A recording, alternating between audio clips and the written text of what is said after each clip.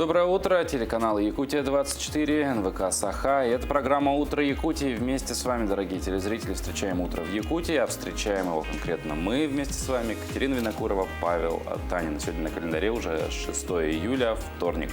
Сегодня в нашей программе мы вам расскажем, как в Алекминске открылся Центр национальной кухни, а также узнаем, откуда начинают свой отсчет дороги Якутской и где находится нулевой километр. Также вас ждут наши традиционные рубрики и интересные гости в нашей студии. Да, и не забывайте о средствах обратной связи, какие-то поздравления, приветы. Пожелать нашим телезрителям доброго утра можете при помощи нашего WhatsApp, номер 8 914 273 4488. И, конечно же, мы обязаны напомнить про нашу страницу в Instagram «Утро, _, Якутии». Все интереснейшие материалы из нашей программы там всегда публикуются. Можно посмотреть их повторно. Также их можно посмотреть на нашем YouTube-канале. Да, достаточно в строке поиска ввести «Утро Якутии», и вы увидите все эфиры нашей программы. Ну а прямо сейчас имеет смысл узнать, придет ли долгожданная влага, дневная влага сегодня в районе Якутии. Ночная уже была. Ночная была, будет ли дневная? Прогноз погоды на очереди. Итак, сегодня в центральных районах в 6 часов утра температура воздуха составила 12-17 градусов тепла. В Заречной группе 16-18, в южных 12-14, в Вилюйской группе 14-17, в Нижнеленских 13-18, в западных 12-16 градусов, в Колыме-Дигирской группе 9-21 градус. В Янских 9-16, на северо-западе 9-12 градусов. В 6 часов утра температура воздуха в городе Якутске составила 18 градусов, атмосферное давление 743 миллиметра ртутного столба, ветер юго-западный 2 метра в секунду. Сегодня днем нам обещают слабый дождь, ветер северо-западный до 5-10 метров в секунду. Температура воздуха днем составит 26-28 градусов тепла. Небольшой дождь, по-моему, днем, конкретно днем, нам уже не первый день обещают. Будем ждать, не теряем надежды. И вообще этот смог действительно уже поднадоел. Очень было бы Хочется неплохо, свежести. с учетом смога, если бы 2 дня вот ливень прям такой хорошенький был. Ну а прямо сейчас узнаем о последних событиях, произошедших в республике и за ее пределами. Наш новостной обозреватель Сергей Михедов уже готов познакомить вас с ними.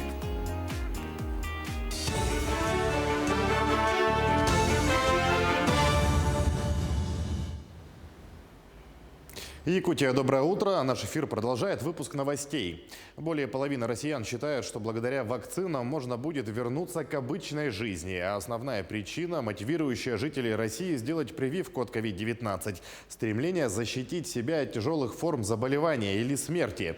Об этом говорится в исследовании Вайбер. Так, 53% опрошенных россиян уверены, благодаря вакцинам и соблюдению профилактических мер вирус удастся победить. И можно будет вернуться к обычной жизни. Такого мнения придерживаются и 48% респондентов из стран СНГ, следует из сообщения. Также 48% жителей России назвали стремление защитить себя от тяжелых форм заболевания основной причиной сделать прививку. Тем временем госучреждения Якутска разрешили посещать вакцинированным от COVID-19. Те, у кого есть медотвод или поставлена одна вакцина, могут посещать госучреждения при наличии свежего ПЦР-теста. Об этом сообщила на брифинге замруководителя регионального оперштаба Ольга Балабкина. Посещение помещений органами государственной власти на территории Якутии в городе Якутске осуществляется лишь только вакцинированными гражданами при предъявлении QR-кода, если есть медотвод или поставлена одна вакцина при наличии свежего ПЦР-теста, сказала Балабкина. А премьер России Михаил Мишустин призвал бизнес оперативно реагировать на изменения предпочтений потребителей. Важным фактором конкурентоспособности является умение бизнеса быстро адаптировать мощности под выпуск новой продукции. Сегодня гибкость становится одним из ключевых условий эффективного производства. Она позволяет минимизировать риски и снизить ущерб, сказал Мишустин. Речь идет о принципиально новом формате организации промышленных мощностей, который основан на широком использовании цифровых технологий, добавил премьер. Амгинская станция юных натуралистов с 1992 года работает по естественно-научному направлению. При станции во время летних каникул действует лагерь юнатов, где школьники изучают природу родного края, проводят научно-исследовательскую работу, занимаются сельскохозяйственными работами. Всего 3 отдела – овощеводство, цветоводство и отдел экологии. Уже 2-й год работники станции в связи с пандемией сами выращивают урожай. В этом году отдел экологии посадил на производственном поле 200 кустов черной смородины. Устная администрация нам предоставила около 200 саженцев черной смородины 4 сортов. Это Харакаталык, Люция, Памяти Кандыла и Якутская. И также мы сажаем многолетние кустарники, деревья. В этом году нас очень порадовала наша яблоня. Она очень обильно зацвела белыми цветами красивыми. К этой минуте это вся информация. Увидимся чуть позже.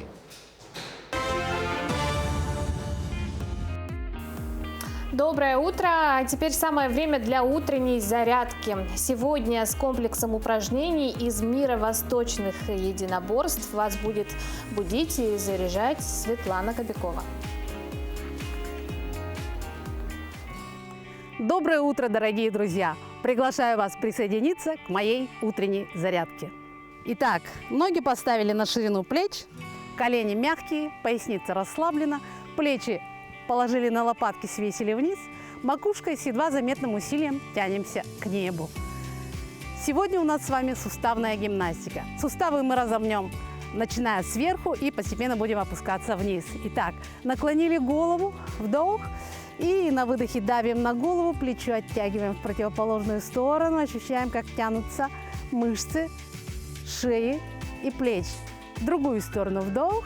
И на выдохе давим, плечо оттягиваем, ощущаем, как растягиваются мышцы шеи. Хорошо, вдох. И на выдохе запрокинули голову назад, осторожненько. Хорошо. И выпрямили голову, вдох. И на выдохе опускаем голову вниз, давим ладонями на затылок, ощущаем, как растягивается задняя поверхность шеи. Если все нормально, можно голову осторожненько покрутить вправо-влево. Хорошо. Теперь поворачиваем голову вправо, за подбородок толкаем, за затылок тянем, скручиваем голову мягко, без болевых ощущений, ощущая, как скручиваются шейные позвонки, разминаются. В другую сторону вдох, на выдохе давим на подбородок, тянем за затылок, вдох на выдохе и дальше дышим свободно. Хорошо расслабили шею, плечи крутим. Вверх, поднимаем почти до ушей, вперед округляем спину, назад соединяем лопатки. И в обратную сторону поехали. И, сань, отлично. В противофазе вращаем плечи, ощущаем, как задействуются наши широчайшие мышцы. И в обратную сторону. И, сань, хорошо. Вращаем руки в плечевом суставе, начинаем медленно. Если нет никаких болевых ощущений, можно убыстриться. И в обратную сторону. Опять начинаем медленно. Если все нормально, можно чуть убыстриться. Хорошо. Кровь, прилившую к кистям, опустили. Теперь разминаем локтевые суставы вращением предплечий. Обратно. Хорошо. Вытянули руки вперед, вращаем кулачки. Разминаем запястья в обратную сторону. Хорошо. Порубили воздух расслабленно кистями и помахали кистями, как крылышками бабочки. Отлично. Теперь разминаем плечевой пояс. Вдох и на выдохе притягиваем руку к себе. И теперь колени у нас мягкие. Делаем повороты и растягиваем дельтовидные мышцы. Другая рука вдох. На выдохе потянули к себе и с поворотом. И, сань, хорошо. Покидали руки вперед-назад. И давайте это упражнение мы совместим с дыхательной гимнастикой Стрельниковой. То есть на скрещивании рук мы делаем вдох носом, на открытии рук выдох ртом. Поехали. Молодцы! И теперь кидаем руки вверх-вниз, дышим свободно, ощущаем, как все раскрепощается в наших плечевых суставах и в плечевом поясе. Отлично. Закончили. Всем хорошего дня, будьте здоровы и счастливы. Катя, вот как думаешь, да, чем отличается вот действительно шедевр, настоящий шедевр, от посредственного произведения искусства? Ну, наверное, когда ты включаешь телевизор и не можешь оторвать глаз от какого-то фильма. Наверное, это все-таки шедевр, да, считаешь? Ну да, я тоже склоняюсь к этому мнению, и в последнее время я замечаю, что очень много шедевров по телевизору. Как не попаду случайно на какой-нибудь фильм, неважно, Каждый шедевр. Досматриваю его до конца. Ну вот, кстати, к шедеврам можно отнести фильм Роберта Земекиса «Форрест Гамп». Ровно 27 лет назад он вышел на экраны. Да, почти что наш ровесник. Вышел он 6 июля 1994 года. Да, и... на большие экраны. И, конечно, не смог не оставить никого равнодушным, я думаю. Он оставил свой след в истории. Действительно, многие вещи оттуда стали какими-то, ну, фактически нарицательными вещами. Том Хэнкс получил, в конце концов, Оскар. Я этого актера безумно обожаю. Да, это, кстати, мой любимый актер. Слушай, да здесь я с тобой солидарен. Это тоже один из моих любимых, наверное, из всех моих любимых, самый любимый актер. И вообще фильм, в принципе, стал культовым. Ну а Да. какие еще события произошли в этот день? Знакомимся далее.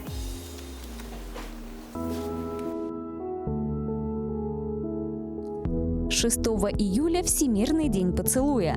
Сегодня также день рождения Далай-ламы. Это буддийский праздник. Нынешний 14-й Далай-лама родился в 1935 году. 6 июля стартует Международный Каннский кинофестиваль. Это наиболее престижное и одно из старейших событий в мире кино. По народному календарю дождливый день 6 июля предвещает неурожай и сулит еще 5 дней сырой погоды.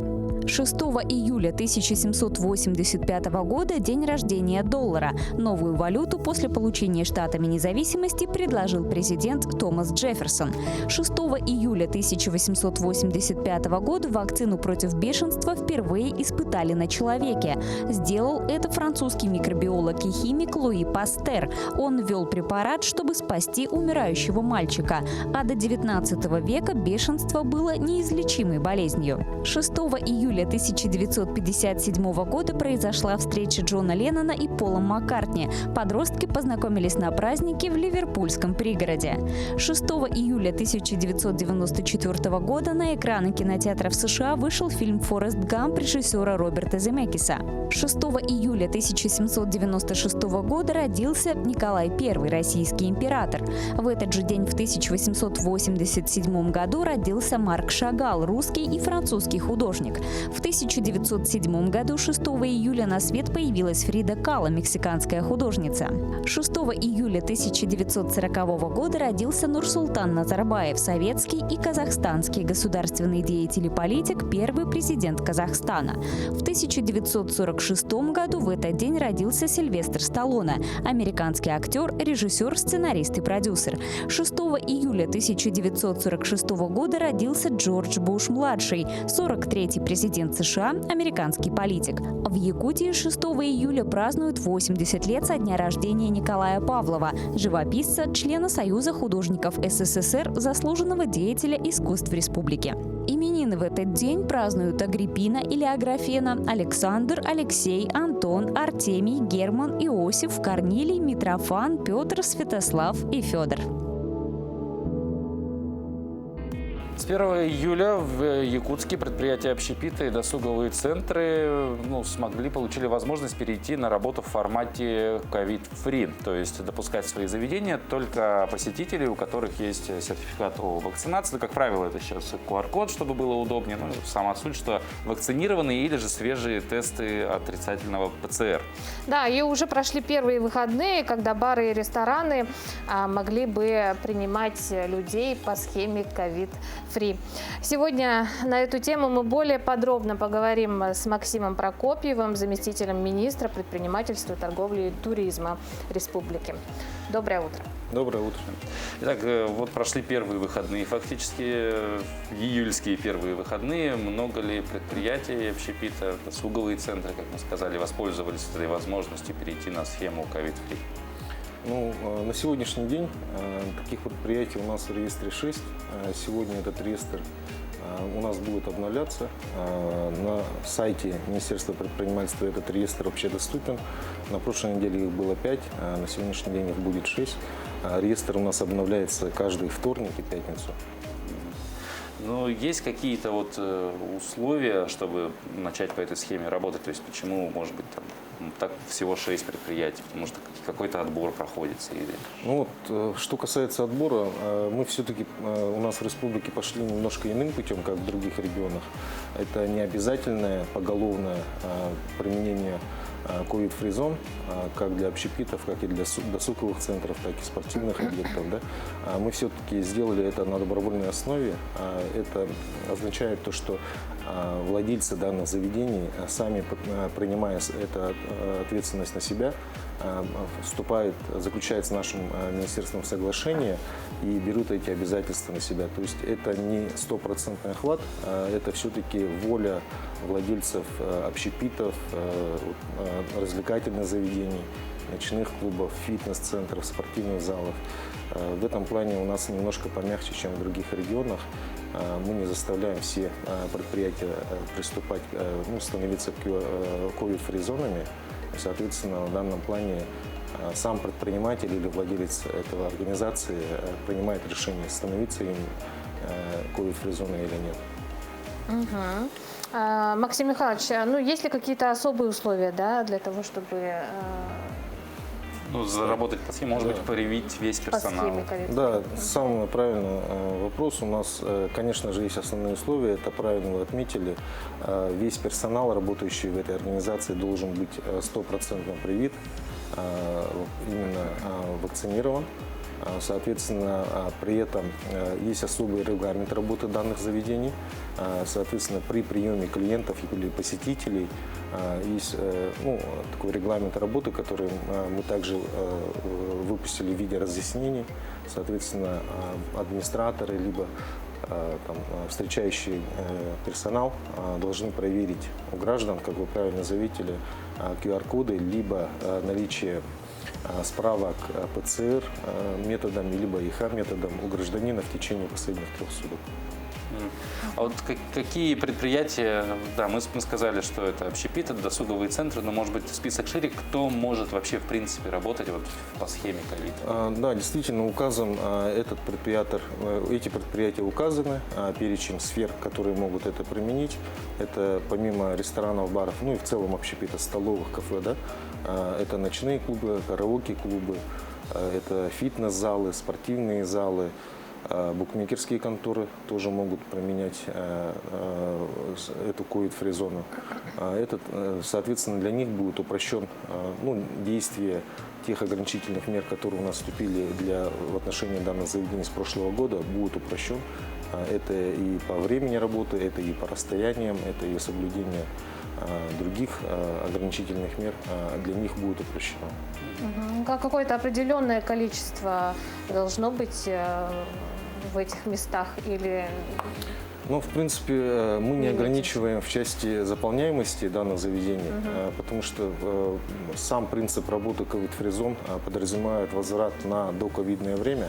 Соответственно, исходя из мощности объекта, если в 2019 году или в начале 2020 года данный объект посещало одномоментно 50-100 человек, то они могут вернуться к этому режиму работы. А как будет осуществляться контроль?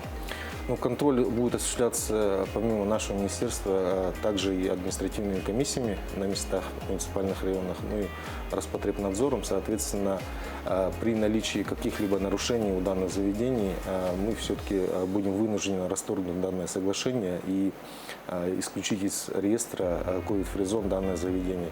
Но мы надеемся, что наши предприниматели и организации не будут нарушать, будут следовать данным указам и, соответственно, применять и дальше работать по данной схеме COVID-free зон.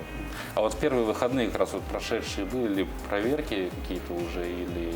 Да, проверки осуществлялись как нашим министерством, так и совместной группой, сводной группой, административной комиссией, в частности по городу Якутску, так как COVID-free зоны у нас в настоящий момент вступили в прошлой неделе 5 организаций из города Якутска, но у нас уже вчера, в понедельник, появились заявки из районов. республики есть. Ну и кроме того, есть фитнес-клубы, которые изъявили желание тоже работать по данной схеме. Вот сегодня мы находимся на стадии заключения соглашений с данными объектами. Немного резюмируем, да, то есть COVID-free zone, он конкретно с точки зрения для предпринимателей, то есть это отличная возможность, да, вернуться к тем временам, когда можно было собрать полный зал, полную посадку, как это говорится, да, в предприятиях общепита, и, соответственно, работать, ну, вот, в своем привычном режиме, не до 12, не до 11, а фактически там на полный работе, до утра, допустим, говоря про ночные клубы. Вопрос такой, может быть, есть какое-то предположение, почему на данный момент только, как вы сказали, 5 заведений в Якутске, будем говорить про Якутск, только 5 заведений. Ну, это все-таки есть опасения у предпринимателей в части возможной потери клиентов. Но мы, исходя из общего количества, например, объектов общественного питания, если их больше 1100 примерно объектов общественного питания по республике Саха-Якутия, мы думаем, что эти темпы будут нарощены. Ну, предприятие готовится в первую очередь, как я говорил, для соответствия требованиям. Это вакцинация, полная вакцинация персонала. Все выжидают, соответственно, готовятся к этому, вакцинировать свой персонал, чтобы подпадать под те требования COVID-free zone. И думаю, в будущем таких заведений окажется больше, куда наши граждане, имеющие вакцину, будут посещать безопасно и, как говорится, комфортных условиях. А для проверки, уже как бы поговорим с точки зрения посетителя, да, для проверки QR-кода есть какие-то специальные сертифицированные там устройства, приложения и так далее? Или технически, можно... да. Как Нет, это? в настоящий момент для проверки QR-кода любой смартфон, имеющий камеру, я думаю, это у всех сейчас, у каждого гражданина и у того же администратора, и у клиента есть, и, соответственно, можно как для клиента как на бумажном носителе принести сертификат вакцинации, так и на экране смартфона администратор путем наведения заходит на QR-код и, соответственно, считывает информацию, и там выходит, что QR-код действительный, там выводятся первые инициалы фамилии, имени, отчества, дата рождения, первые 2 цифры серии паспорта и последние цифры номера паспорта. То есть путем данных нехитрых манипуляций можно узнать, удостовериться в личности данного гражданина. То есть документы с собой, удостоверение личности? Да, но в любом случае нужно будет предоставить, да, чтобы идентифицировать данного гражданина, что он действительно вакцинирован и то, что это именно он. А масочный режим будет соблюдаться? Ну, масочный режим у нас действует в целом по республике, но опять же, при посещении внутри данного объекта масочный режим все-таки он упрощается. И в данный момент внутри COVID-free зоны масочный режим можно будет не соблюдать. Мне кажется, это очень-очень с масочным режимом особенно очень хороший стимул, чтобы перейти работать именно в ковид-фри зону. Максим Михайлович, спасибо большое за то, что пришли к нам сегодня. За полезную информацию, полезная информация. И уже отходя от темы основной, продолжая наш эфир, хотелось бы задать вопрос такой. Любите ли вы читать книги? И, может быть, вы нам назовете сейчас какую-то свою самую любимую книгу? Да, что в вашей библиотеке вообще в домашней? Наверняка книги по предпринимательству и бизнесу. Кроме специфичной литературы, я все-таки люблю литературу на своем родном языке, на якутском языке. И у меня одна из самых любимых, самая любимая книга – это произведение нашего народного поэта, писателя Матчигая, это Саска Кен. Очень хорошая книга о жизни, в целом отражающая действительность и жизнь наших якутян, народа Саха. Да, замечательный роман «Весенняя пора». Да, но вообще книги дело такое хорошее, особенно летним вечером, да, сейчас у нас жара стоит, полежать в гамаке, может быть, на даче где-то, почитать книжку. После долгого трудового дня в какой-нибудь прохладной комнате или, да? Да, но, как правило, всегда есть трудный выбор, что же почитать, и вот определиться с этим выбором может помочь наша рубрика «Книжная полка». Выставлены оценки, сданы учебники. Вот и начались долгожданные каникулы. И сегодня я хочу вам порекомендовать книгу для летнего чтения под названием «Фамильяры». Привлекает само название «Фамильяры». Фамильярами в этой книге называют животных, которые обладают магическими способностями. Они верные спутники и помощники своих друзей-волшебников. У книги 4 части. На странице каждой книги есть карта, на которой перемещаются главные герои. Главные герои этой книги – кот Элдвин, сойка Скайлор, лягушонок Гилберт, которые преодолевают множество препятствий, решают загадки, дабы спасти своих друзей. У героев очень интересные приключения. У книги захватывающий сюжет. Желаю всем провести лето с пользой. Что ж, продолжая книжную тему, я думаю, каждый из нас помнит замечательные приключения Алисы в «Стране чудес». Ну или хотя бы слышал о нем что-нибудь. Вот. Оксфорд отметил в эту субботу ежегодный день Алисы, посвященный главной героине и другим персонажам книг Льюиса Кэрролла. По этому случаю уличный театр устроил шоу с участием гигантской куклы Алисы и говорящих цветов. В декабре исполняется 150 лет со времени выхода в свет книги «Сквозь зеркало» и «Что там увидела Алиса». Организаторами праздника, к слову, выступили Музей сказок, Университетский музей естественной истории, Ботанический сад и книжные магазины.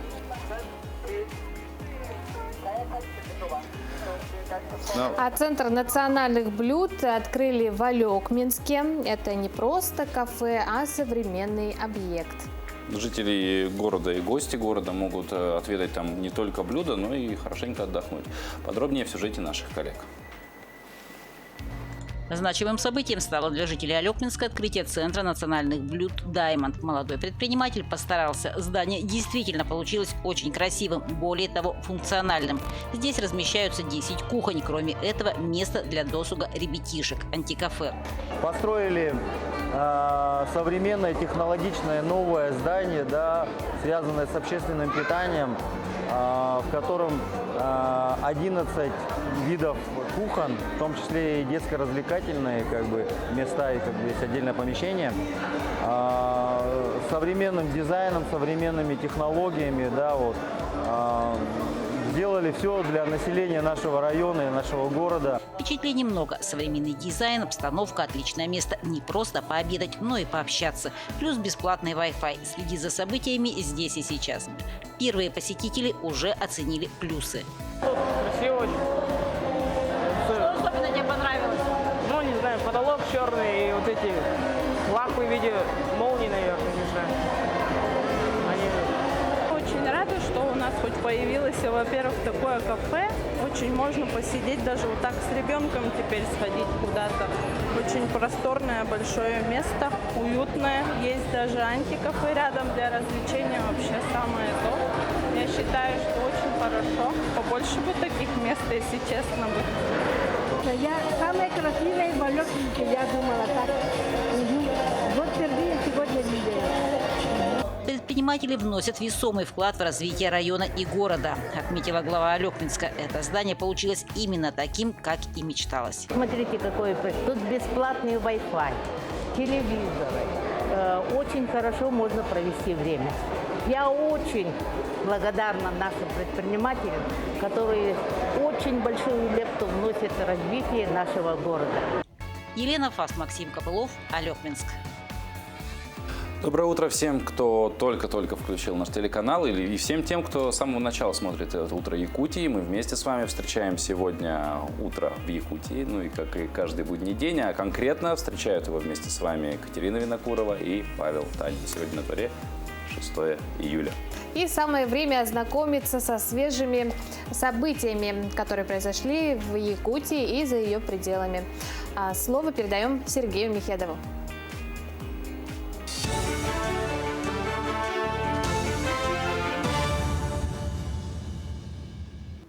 Доброе утро, Якутия. Далее блок новостей. Коэффициент распространения коронавируса в России снизился до 1,12. Такие данные озвучил Федеральный оперативный штаб по борьбе с заболеванием. В 9 из 10 регионов с наибольшим количеством заразившихся индикатор превышает единицу. Только в Подмосковье он равен ровно 1. В Самарской области коэффициент составил 1,8, в Свердловской – 1,12, в Ростовской и Нижегородской – 1,19, в Санкт-Петербурге – 1,20. Коэффициент распространения коронавируса показывает, сколько человек в среднем успевает заразить один инфицированный до своей изоляции. Роспотребнадзор оценил экономический ущерб от коронавируса почти в 1 триллион рублей, направленные непосредственно на организацию и оказание медицинской помощи больным ковид. Средства составили не менее 190 миллиардов. Об этом говорится в государственном докладе ведомства. Суммируя перечисленные бюджетные траты вследствие распространения ковид, можно сделать вывод о том, что вследствие летальных исходов, стойкой и временной нетрудоспособности ущерб экономики от инфекции в прошлом году в стоимостных показателях составил более 997 миллиардов рублей, что в 1,4 раза больше суммарного ущерба от остальных инфекционных болезней, говорится в документе. Тем временем в столице Якутии начали работать первые ковид-фри-зоны в местах общепита. По словам специалистов Минпреда, первые такие зоны открыли ночные заведения. Отныне вход в них только по QR-коду или по отрицательному ПЦР-тесту. Напомним, переход на новую систему работы является выборочным. Каждый предприниматель сам выбирает, как ему работать, с ограничением или без. Если же заведение выбирает систему ковид-фри, то в этом случае снимаются все ограничения: дистанцирование, маски и сокращенное время работы. QR-код на самом деле очень просто. У любого гражданина или собственника помещения, у кого есть смартфон с наличием фотокамеры, можно путем наведения, например, фотокамеры на этот QR-код получить ссылку на портал госуслуг, где будет описано, что этот сертификат действительный. Я вот специальный пример привожу. Здесь личных персональных данных гражданина полностью не раскрывается. Присутствует только первая буква фамилии, первая буква имени, первая буква отчества. Ну и первые 2 цифры серии паспорта и последние 3 цифры этого паспорта. В данном случае полная достоверность персональных данных соблюдается в полном объеме. Более 1400 человек готовятся к открытию спартакиады по национальным видам спорта «Игры Манчары». Участие в церемонии открытия примут 500 детей, 700 представителей молодежи и взрослого населения. Также 246 человек из Якутска, в числе которых организаторы, артисты и коллективы. Все они ежедневно, днями и ночами готовятся к открытию такого масштабного мероприятия, говорится в сообщении пресс-службы соревнований. Напомним, спартакиада по национальным видам спорта «Игры Манчары» пройдет с 6 по 11 июля, а церемонию открытия, как и соревнования, покажут наши каналы. К этому часу это вся информация. Увидимся чуть позже.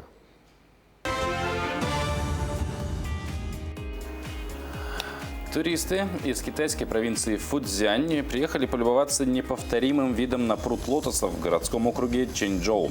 На кадрах, снятых в пятницу, показана местная достопримечательность, где скоро начнется сезон цветения. Пруд площадью 25 тысяч квадратных метров с деревянными мостиками и беседками привлекает тысячи посетителей ежегодно. Цветение лотоса в Китае выпадает на самый жаркий период года и символизирует разгар лета. Каждый цветок живет не более 3 дней, а потом превращается в коробочку с семенами. И на данный момент в мире существует около 1000 видов лотосов.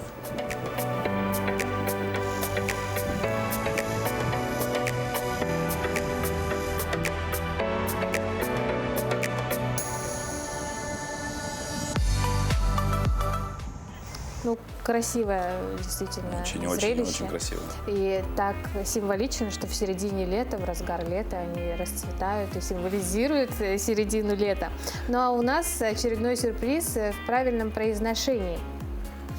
Мы сегодня кое-что узнаем в нашей рубрике «Говорим правильно».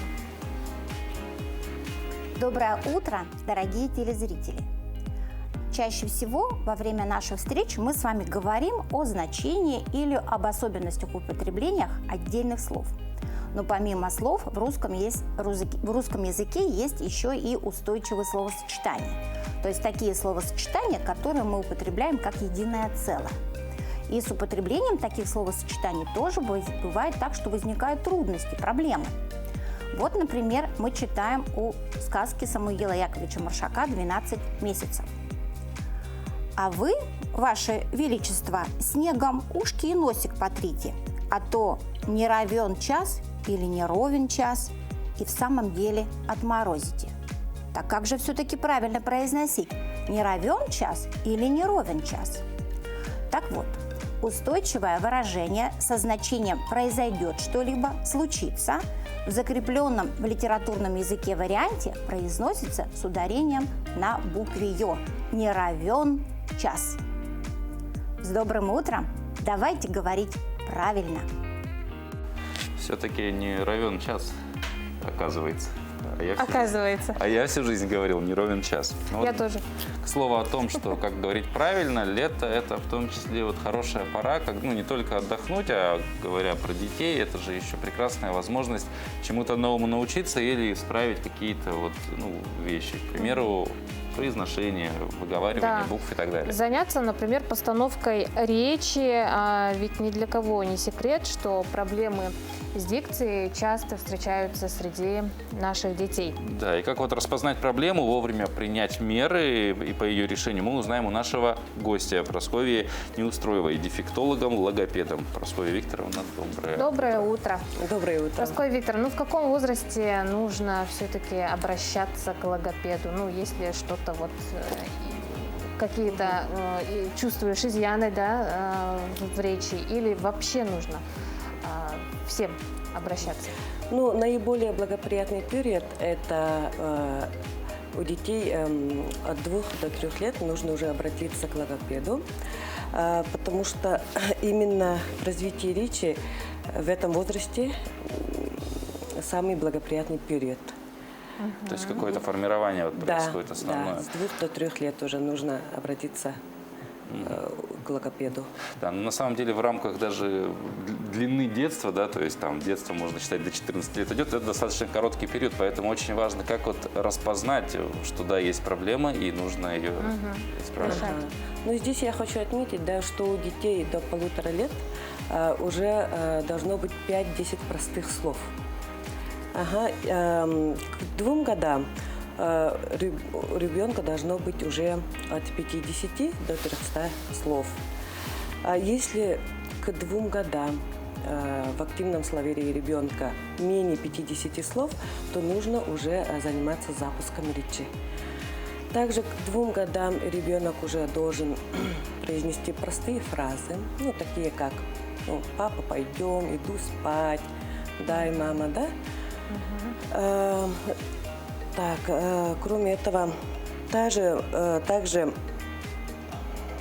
следует отметить, что речь нужно запускать уже до 3 лет, потому что, я повторюсь, да, это самый благоприятный период для развития речи, для запуска речи. То есть фактически с 2 до 3 лет уже ребенок должен, в принципе, может быть, там, по-детски там, своими какими-то буквы не так выговаривая, но тем не менее как-то изъясняться, ну, очень, очень просто, примитивно, но изъясняться, грубо говоря.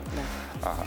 Прасковья Викторовна, да, диагноз задержка речевого развития очень вот распространен, да, согласитесь, среди детей. Вот с чем это связано и какие последствия могут быть от этого? Задержка речевого развития – это диагноз временный и приблизительный. Ставится этот диагноз детям до 3 лет. А так, на самом деле, под этим диагнозом могут скрываться и другие патологии, такие как алалия, общее недоразвитие речи, аутизм и задержка психического развития. Вот задержку речевого развития можно заподозрить в 2 случаях. Если ребенок вообще не говорит, и если у ребенка бедная речь. То есть мало слов использовать. Да, если все это вовремя предотвратить, то ничего страшного в этом нет. А все ли вот речевые дефекты можно исправить именно вот занятиями с логопедом, или все-таки есть те, которые только уже каким-то хирургическим, может быть, вмешательством? Да, хирургическое вмешательство может быть при ринолалии, то есть это нарушение небно-глоточного смыкания. А так остальные дефекты можно исправить именно вот упражнениями артикуляционными всякими и гимнастикой.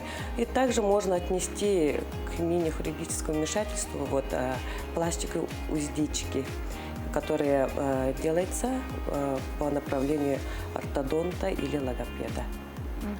А бывает такое, что речевые проблемы уже нельзя исправить? Вот.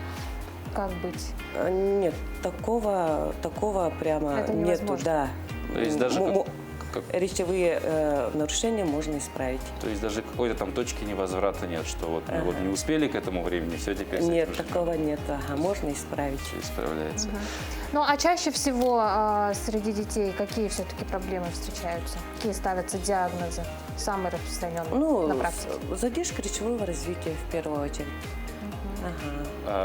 Шепелявит, картавит, может быть, тоже достаточно. Да, это тоже проблема, да. Но такие нарушения у очень многих детей.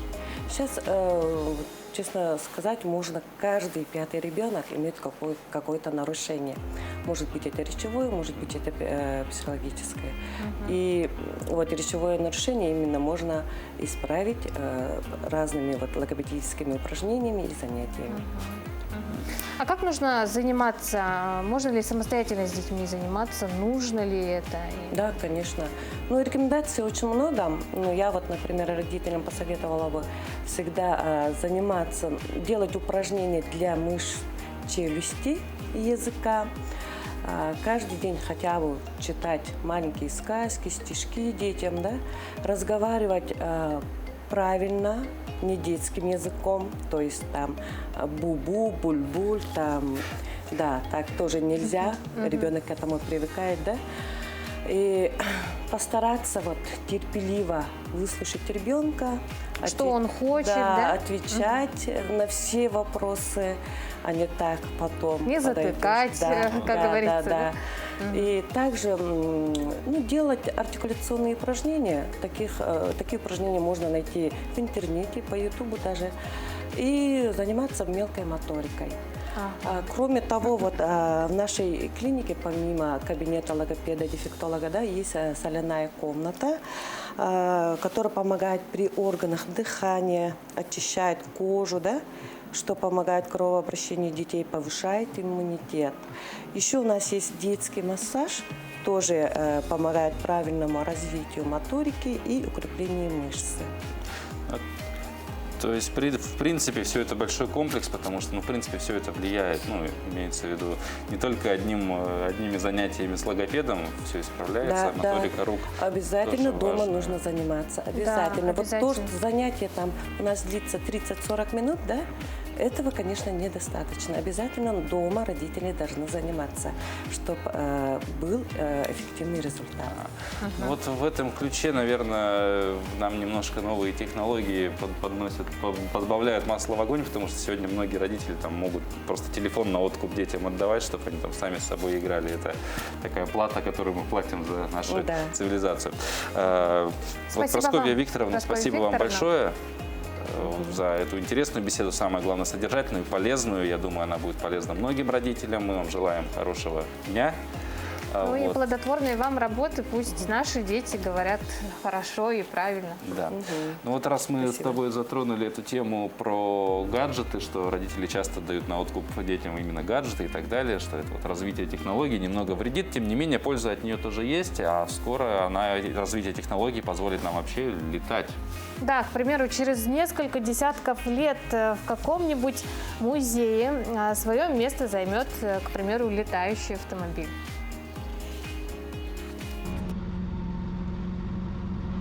Аэродром в словацком городе Нитра видал разные самолеты, но такой аппарат тут впервые. Летающий автомобиль Aircar компании Klein Vision совершил в понедельник первый успешный в истории полет между разными городами. Гибрид двух средств передвижения благополучно провел в воздухе 35 минут и преодолел 75 километров от Нитры до столицы Словакии Братиславы. Этому полету предшествовали 20 лет кропотливой работы. Именно столько потратил на создание этого прототипа его пилот, словак Стефан Кляйн. За это время он совершил более 140 тестовых полетов и вложил в разработку и производство более 2 миллионов евро. Помогли другие энтузиасты и инвесторы. Крейсерская скорость Aircar в полете порядка 190 км в час, а высота полета 2500 метров. Для этого используются два двигателя BMW. В перспективе автомобиль сможет разгоняться в воздухе до 300 км в час и проводить над землей 1000 км без дозаправок. Уже на земле самолет за каких-то 2 с небольшим минуты трансформируется в автомобиль. Крылья и хвост компактно складываются в кузов, а фонарь можно открыть, чтобы получился кабриолет. В прошлом году словацкая автоинспекция выдала Aircar номера, так что машина полностью пригодна для эксплуатации на дорогах общего пользования, что и доказал Стефан Кляйн, добравшись из аэропорта Братиславы в центр города. Когда Aircar поступит в продажу и сколько будет стоить, пока не сообщается. Кстати, об автомобилях. Паша, знаешь ли ты, откуда отсчитываются расстояния между городами? Да, я знаю, откуда они начинают отсчитываться, но я бы никогда, вот пока я не знал, я бы никогда не подумал, что именно оттуда они начинают отсчитываться. Ага. Каждый нулевой километр, так называемый, да, имеется в каждом городе, и от него и начинается отсчет. Километража всех трасс. Да, знаешь ли ты, где нулевой километр города Якутска? Я, слава богу, знаю, потому что я водитель. Я тоже знаю, ну а если кто-то не знает, мы готовы рассказать вам, наши уважаемые телезрители. Здание главпочтамта было построено в 1961 году, и ранее оно именовалось как Дом связи. А именно в этом здании были расположены каналы для связи с центром. Интересен факт того, что в периодических изданиях Якутии от 1961 года нет упоминания о вводе или строительстве дома связи, хотя событие весьма значимое для того времени. Многие проекты известных нам домов закладывались еще в 50-х годах при Сталине, а достроены были уже при хрущевском правлении, что не могло не наложить отпечаток и на их внешний облик. При правлении Никиты Сергеевича Хрущева вышел такой даже постановление ЦК КПСС об излишествах проектирования строительства. И, конечно же, из проектов были убраны все. Там различные портики, белясины и прочие такие украшения. Да? Поэтому здесь как бы такое здание, мы как вот видим, да, вот колонны стоят там, да, конечно, колонны должны быть и в конце где-то должны быть обязательно какие-то розеточки, что-то еще там, да, этого нету. Поэтому такое вот сухое здание, но тем не менее оно интересно, потому что как раз на переломном моменте, да, стоит вот двух как бы эпох политических таких. Историк архитектуры Николай Крадин исследовал интересные постройки города Якутска. И в своей книге «Архитектурное наследие Якутска» он конкретно пишет о Доме связи. Вместе с домом номер 2, это управление Ленского речного пароходства, формирует восточный фасад одной из главных площадей города Якутска. Это площадь Орджоникидзе, да, нашей. В плане Г-образной формы главный фасад, обращенный к площади, имеет симметричную трехчастную композицию. Ось симметрии отмечена ложным треугольной формы фронтоном с плечиками. Вот как раз он и виден, да, вот треугольничек, да и часы у нас, да, вот это все. К слову о часах. Здание Дома связи единственное в городе со стрелочными часами. К 60-летию почты эту особенность и украшение здания было решено отремонтировать и восстановить. Однако это оказалось непросто. Эти часы старые, они из 80-х годов. Электроника уже вот это давно не выпускается, поэтому часовые мастера, вот кому мы не обращались, они все отказывались их восстановить. И было принято решение восстановить своими силами. В апреле этого года, значит, часы были запущены. Теперь вот они радуют своим внешним видом гуляющих горожан и гостей столицы, вот из окон гостиницы. Работы еще не закончены, предстоит запустить бой курантов. Ну, это будет также приурочено к 60-летию здания Почты России. Еще одной достопримечательностью главпочтамта является знак нулевого километра автодорог Якутска. Выглядит он очень скромно. Небольшая круглая табличка на тротуаре, похожая на люк. Если не знать про знак, то вы наверняка пройдете мимо. По мнению Руслана Васильевича, знак можно было перенести на более видное место – ту же площадь Орджоникидзе. Так, нулевой километр мог бы стать началом отправления туристических экскурсий. А мы знаем, что многим нашим телезрителям полюбилась наша пятничная рубрика «Музыка на крыше». Да, она стала достаточно популярной, что теперь у нее появились там, можно сказать, последователи, фанаты. Один из них наш земляк Александр Ким, который сейчас проживает в Санкт-Петербурге. Давно он очень поет и занимается, записывает собственные песни. Ему сейчас 24 года, учился ранее в сахо-корейской школе, позже в ЕФЭК. В Якутске у Александра была группа «Артика», с которой он выступал на фестивале Sounds of Saha. Да, Александр принимал участие в таких шоу, как «Песни на ТНТ», а в 2019 году у него вышел первый альбом «За облака», с заглавной песней, с которого удалось выступить на финале фестиваля «Арт-студио» в ДК имени Горького.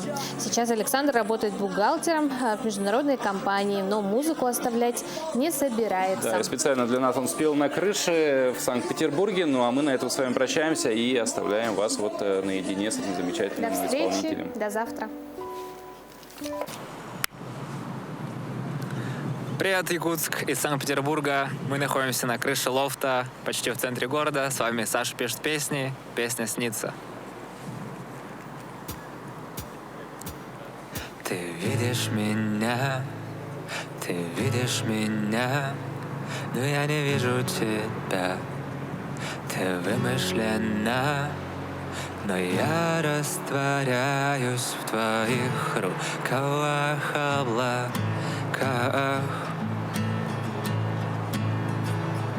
Ты слышишь меня, знаю, слышишь меня в шуме каждого дня. Я знаю, не зря я пою до боли знакомую песню твою. Ты перечерчена звезда, ты появляешься во снах и исчезаешь незаметно, все оставив на местах. И я буду гадать, где мы встретимся в следующий раз. Лишь на мгновение с тобой своей легкой рукой ты рассекаешь все печали, перечерченные мной, и от них остается лишь дым, ускользающий прочь, прочь, прочь. Постой, мы улетаем с тобой, как будто листья весной по ветру кружится, и я не хочу это верить, поэтому стой, мы улетаем с тобой, как будто листья весной по ветру кружится, и я не хочу это верить, но мне это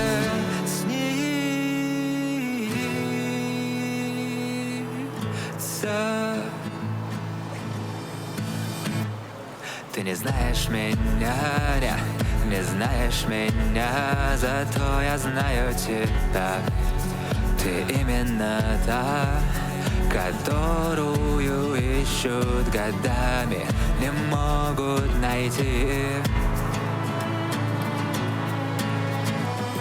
Однажды в ночи появишься ты и рассыпешься в пыль, оставив следы обрывками фраз и осколками лучших картин. И полетишь из уст в уста, пересечешь все города, и в них оставишь незаметно каплю своего тепла, которая будет таиться в девичьих сердцах. Они одарены тобой, и в каждом жесте образ твой, за каждым шагом незаметно ты простелишься листвой, и я буду, смотря в эти жесты, смотреть на тебя.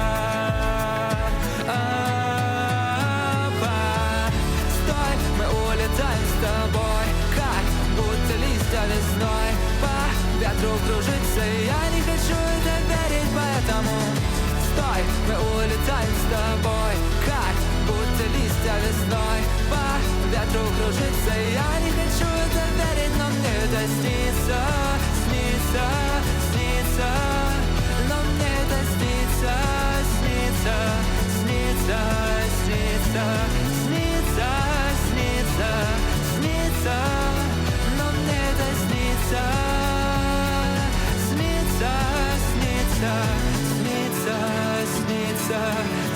снится, но мне это снится, что я растворяюсь в твоих рукавах облака.